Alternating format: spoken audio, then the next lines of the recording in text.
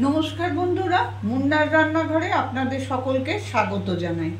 আজ আমি কাতলা মাছের পাতলা ঝোল করে দেখাবো। এটা খেতে খুব ভালো হয় এবং খুব অল্প সময়ে চট করে হয়ে যায়। তার জন্য আমার কি কি লাগবে, অবশ্যই কাতলা মাছ আমি 3 পিস এখানে গাদের এরম মাছ নিয়েছি। আর দেবো ফুলকপি, ছোট করে এইভাবে কেটে আমি অল্প, যেহেতু 3টে মাছের করব সেই আন্দাজে ফুলকপি দিয়েছি। লম্বা করে এরমভাবে পাতলা করে করে আলু কেটে নিয়েছি। আর যেটা লাগবে সেটা আমি একটা বড় ক্যাপসিকামের হাফ ক্যাপসিকামকে এরকম ছোট করে কেটে রেখেছি। লাগবে একটা টমেটো, কিছু কাঁচা লঙ্কা, পেঁয়াজ লাগবে এরকম ছোট করে কাটা খানিকটা, একটা বড় পেঁয়াজকে ছোট কুচি করা। আর লাগবে তেল, নুন, একটু মিষ্টি, জিরে ফোড়ন লাগবে, ধনে গুঁড়ো, জিরে গুঁড়ো, লঙ্কা গুঁড়ো, হলুদ গুঁড়ো, এই আমার লাগবে। আমি ওভেনটাকে আগেই জ্বালিয়ে দিয়েছিলাম, কড়াইটা গরম হতে দিয়ে দিয়েছি। আমি প্রথমে তেল দিয়ে মাছটাকে ভেজে তুলে নেব।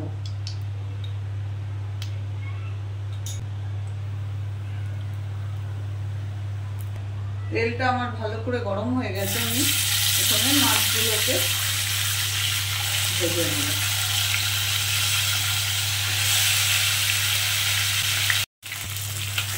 আমি প্রথমে মাছগুলোকে এরকমভাবে লাল লাল করে একটু ভেজে নিলাম। একটু ভালো করে মাছগুলোকে ভাজতে হবে, কারণ ঝোলে অনেক সময় মাছগুলো দিয়ে ফোটালে কি হয়, মাছগুলো ভেঙে যাওয়ার চান্স থাকে। তাই আমি একটু ভালো করে লাল করে ভেজে নিচ্ছি।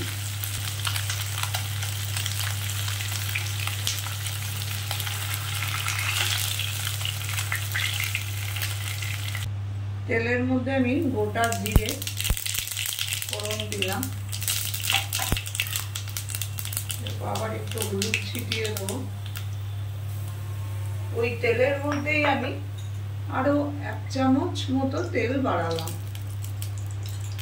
এবারে হলুদ দিয়ে দিয়েছি অল্প। এবারে আমি প্রথমে ফুলকপিগুলো এর মধ্যে দিয়ে দেবো।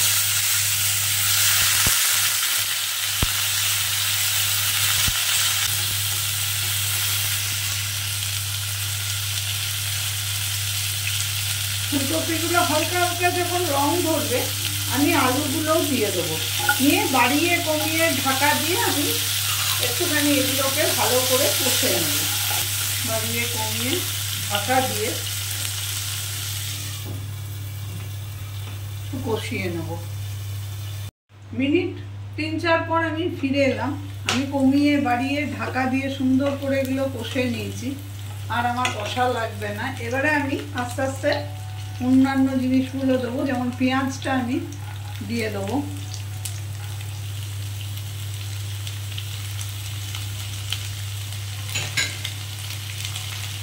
আর যেটা ক্যাপসিকাম কেটে রেখেছিলাম সেটাও আমি এই সময় দিয়ে দেবো।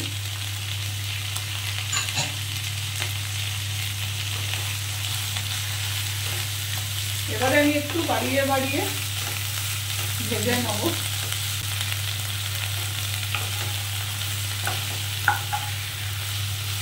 ফুলকপির সঙ্গে ক্যাপসিকাম দিয়ে দেখবেন ঝোলের টেস্টটাই পুরো চেঞ্জ হয়ে যায়, খুব ভালো লাগে খেতে। আর খুব চটজলদি হালকা একটা রান্না, যেটা দিয়ে পুরো ভাতই খাওয়া হয়ে যায়। সাধারণত ভাত দিয়ে ভালো লাগে, গরম ভাতের সঙ্গে এই ঝোলটা খুব ভালো লাগে খেতে। আমি টমেটো যেগুলো কেটে রেখেছিলাম সেই টমেটোগুলো আমি এই সময় এখানে দিয়ে দেবো। একসঙ্গেই সবগুলো একটু নাড়াচাড়া করে নেব। এই সময় আমি খালি নুনটা দিয়ে দেবো, তাহলে আমার পেঁয়াজটা, সমস্ত সবজিগুলো নরম হয়ে যাবে।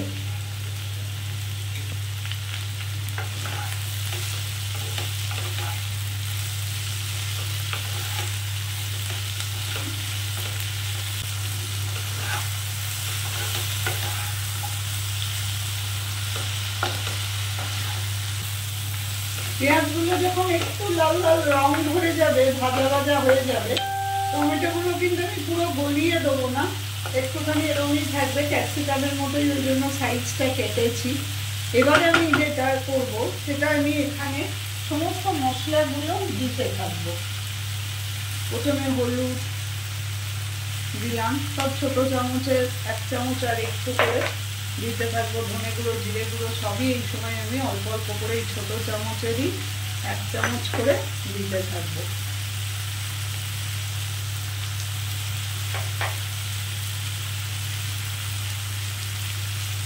লঙ্কার গুঁড়ো 1 চামচ দিয়ে দিলাম।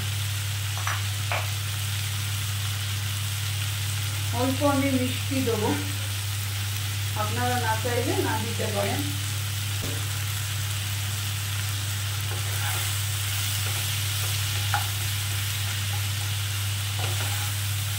এই সময় আমি একটুখানি জল দিয়ে এটাকে কষবো, তাহলে আমার মশলাটাও সেদ্ধ হয়ে যাবে আর সবজিগুলো নরম হতে থাকবে। এই সময় একটু ঢাকা দিয়ে দেবো, 2 মিনিট আমি এটা হতে দেবো। মিনিট 2-3 ধরে আমি এভাবে ঢাকা দিয়ে সুন্দর করে কষে নিয়েছি। যেটুকু জল দিয়েছিলাম পুরো শুকিয়ে গেছে। এবারে আমি আর কিছুই না, এর মধ্যে একটু বেশি করে জল দিয়ে দেবো। নিয়ে সবজিগুলোকে 10 মিনিটের জন্য আমি সেদ্ধ করব ঢাকা দিয়ে। একটু বেশি করে জল দিলাম যাতে এটা পাতলা ঝোল তো মাছের, আর সেদ্ধ হবে আলুটা। প্রথমে আমি বাড়িয়ে ফুটিয়ে নেবো, তারপর কমিয়ে রাখবো ঢাকা দিয়ে 10 মিনিটের জন্য, যাতে সমস্ত সবজিগুলো আমার সেদ্ধ হয়ে যায়। তারপর 10 মিনিট পর আমি আবার ফিরে আসছি। ঠিক 10 মিনিট পর ফিরে এলাম। এবার দেখবো ঝোলটা। আলুগুলো আমার একদম সুন্দর সেদ্ধ হয়ে গেছে। ফুলকপি, ক্যাপসিকাম, টমেটো এগুলো তো নরম জিনিস, এগুলো তো সেদ্ধ হয়েই গেছে। এবার আমি মাছগুলো যে ভেজে রেখেছিলাম সেগুলো একটা করে এই ঝোলের মধ্যে আমি দিয়ে দেবো।